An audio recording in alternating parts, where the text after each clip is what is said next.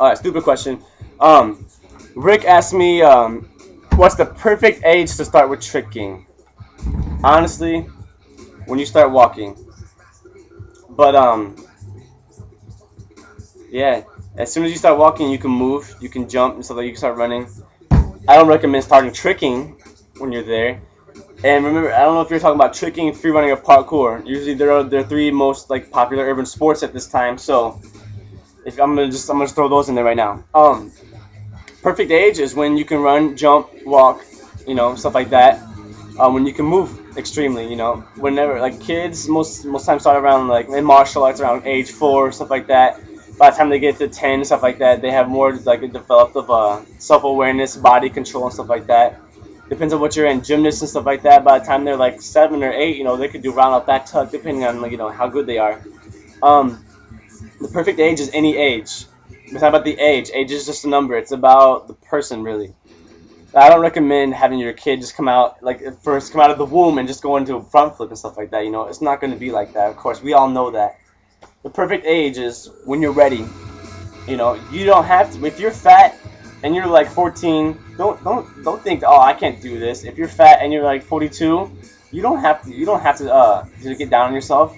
Just because you're fat doesn't mean you can't do something. You got to get in there. You're gonna have to get into that movement. You're not gonna get anywhere by sitting there thinking about what you want to do. Don't let your silence and your stillness equal nothing, because that's all it's gonna equal in the end. You got to get out there. You got to motivate yourself at first. When you find a passion that you like to do, you'll get in there. All right. I'm sorry, that sounded really intense. Anyways, let's see what else. The perfect age. Most people start around 12 all the way up to about 19. A lot of the younger ages and stuff like that are getting into this, so that's pretty cool. I guess that's like mainly like the main ages and stuff around the high school and middle school areas and stuff like that.